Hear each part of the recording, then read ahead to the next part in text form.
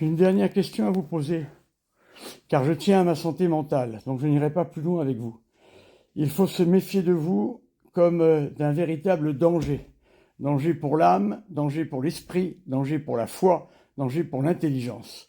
C'est pour ça que je ne peux pas parler avec vous, ce n'est pas possible. Chaque fois que j'ai essayé de le faire, ça se finit mal, car vous ne reconnaissez rien. Voilà. Ma question est simple.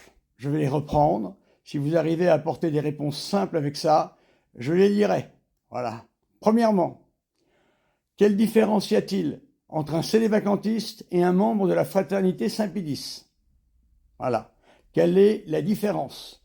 Étant donné que vous dites que les papes se sont trompés et ont erré dans la foi avec Vatican II, en particulier avec la liberté religieuse. Alors, si la plus haute instance qui existe dans l'Église erre dans la foi et dans les mœurs, avec le plus grand nombre d'évêques jamais représentés dans un concile, 2800, dont Monseigneur Lefebvre, votre maître, qui a reconnu l'intégralité et signé l'intégralité des décrets. Mais cela est encore hors de propos, je suppose. La rencontre entre le cardinal Ratzinger et Monseigneur Lefebvre a abouti à un document que vous pouvez trouver facilement dans Monseigneur Tissier de Malaret, qui explique qu'il accepte parfaitement Vatican II. Voilà, il accepte parfaitement Vatican II dans son code de droit canon, dans son catéchisme, etc., etc. Il y a juste quelques points à discuter, dit-il. Ici, nous avons l'impression de parler à un homme normal, bien plus qu'avec vous, cher monsieur. Jamais il ne remet en cause la signature qu'il a donnée quelques années avant. Alors, donc, comment ces 2800 évêques ont pu errer dans la foi?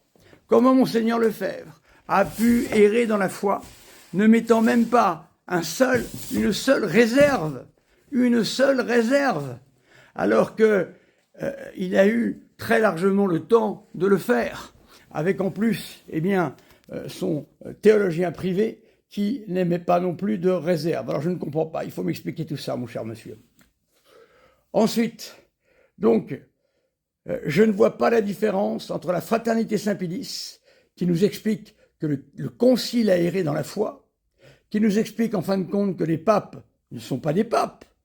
Comment l'autorité pontificale, l'infaillibilité pontificale qui joue à plein, dès lors que l'on parle de foi et de mœurs, et c'est le cas malgré tout dans le Concile Vatican II, même s'il n'y a pas de nouvelle formulation dogmatique. Voilà, puisque vous remettez en cause une formulation qui est issue directement de la doctrine sociale de l'Église. Voilà, vous la remettez en cause en disant qu'elle est hérétique. Alors donc, autre question, je veux savoir et comprendre quel est l'outil que la fraternité Saint-Pédis possède pour être un supra-magistère, capable de juger le magistère au-dessus du magistère. Je ne comprends toujours pas.